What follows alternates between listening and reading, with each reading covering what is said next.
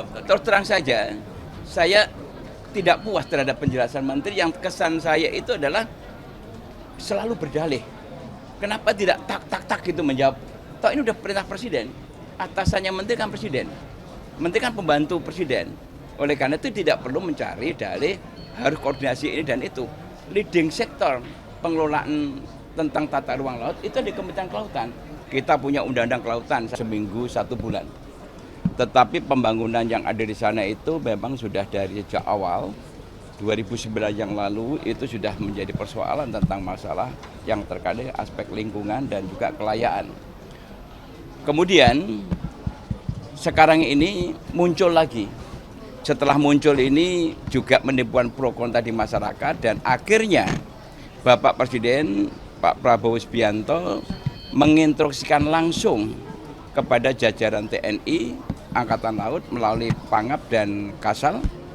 Ini saya lihat bahwa menunjukkan kekesalan beliau bahwa kenapa kementerian lembaga yang mempunyai otoritas tidak segera mengambil tindakan dan merespon cepat terhadap problem-problem yang dihadapi negara dan masyarakat ini. Nah, oleh karena itu, yang saya tadi sampaikan kekecewaan kami adalah justru Bapak Presiden itu telah menyampaikan statement yang begitu keras, namun tidak direspon cepat oleh Pak Menteri. Bahkan Pak Menteri yang sudah melakukan penyegelan melalui Ditjen PSDKP dan juga sudah mendapat laporan dari berbagai pihak, kemudian Pak Menteri meminta ditunda. Tidak dipercepat, malah ditunda, menunggu penyidikan, menunggu bukti-bukti dan menunggu orang yang memasang itu suruh bongkar. Itu sebuah kemustahilan. Siapa yang mau orang disuruh membongkar dengan persoalan yang berlawan hukum? Mesti dia tidak akan mau. Nah, oleh karena itu harusnya Pak Menteri itu merespon cepat perintah Bapak Presiden. Setelah kemarin itu dari Kementerian Kelautan, setelah dari TNI Angkatan Laut menyampaikan statement yang lebih keras lagi, baru kemudian tergeraklah daripada KKP itu untuk melakukan tindakan yang kemarin dilakukan secara bersama-sama. Oleh karena itu, inilah yang tadi saya menimbulkan kesan. Karena apa? Karena masyarakat itu sudah menunggu, apalagi Ibu Ketua, Bu Titik Soeharto, juga telah menyampaikan statementnya. Minta segera diusut tuntas dan kemudian ada proses hukum siapa yang melakukan.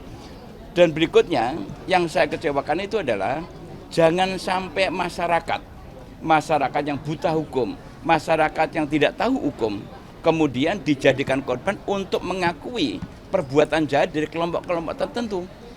Padahal mereka itu ada konsekuensi hukumnya, yaitu ada sanksi pidananya, ada sanksi yang lain-lainnya. Ini saya kasihan rakyat menjadi korban.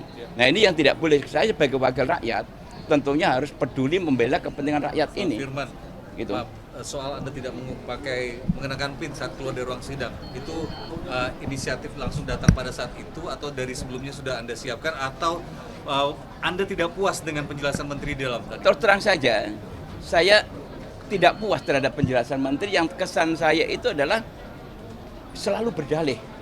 Kenapa tidak tak gitu menjawab? Toh ini udah perintah presiden. Atasannya menteri kan presiden.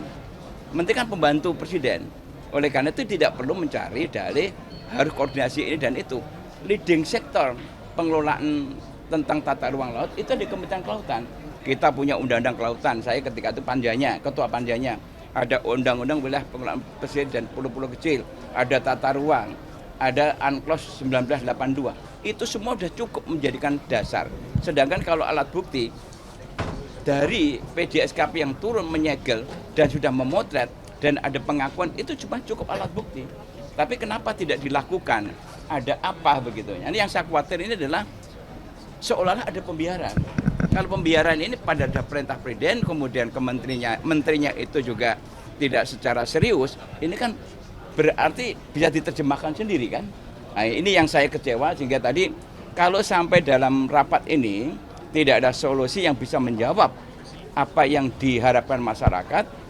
Oleh karena tadi saya menyampaikan saya malu jadi wakil rakyat untuk menyelesaikan persoalan ini. Karena kemarin kami juga ke lapangan tidak hanya masa pemagaran laut, tapi ada juga hutan lindung, hutan mangrove yang seluas 1.603 juga sedang diproses untuk diajukan penurunan status. Yang kemudian nanti itu lambat laun juga akan menjadi kawasan untuk disertifikatkan.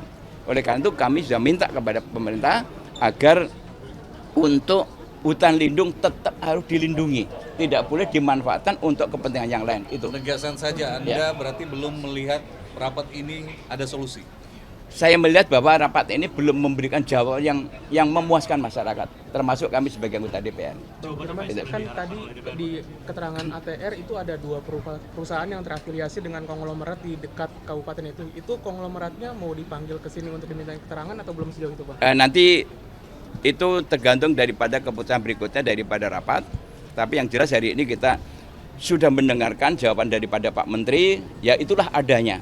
Namun tentunya kami akan minta kepada internal nanti melakukan rapat untuk melakukan apa langkah-langkah berikutnya yang akan kita lakukan, karena Bu Ketua sendiri sudah bikin statement dan itu menjadi harapan masyarakat dan kemudian yang ditunggu masyarakat setelah kemarin Ibu Ketua bersama lintas kementerian dan lembaga itu melakukan pembongkaran di sana. Ini perlu jawaban yang betul-betul bisa memberikan ketenangan masyarakat.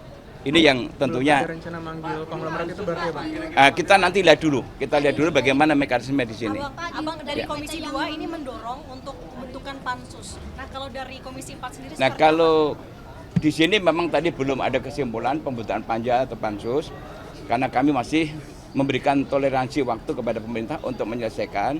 Namun nanti kalau batas waktu toleransi ini tidak bisa menyelesaikan, tentunya akan ada rapat berikutnya.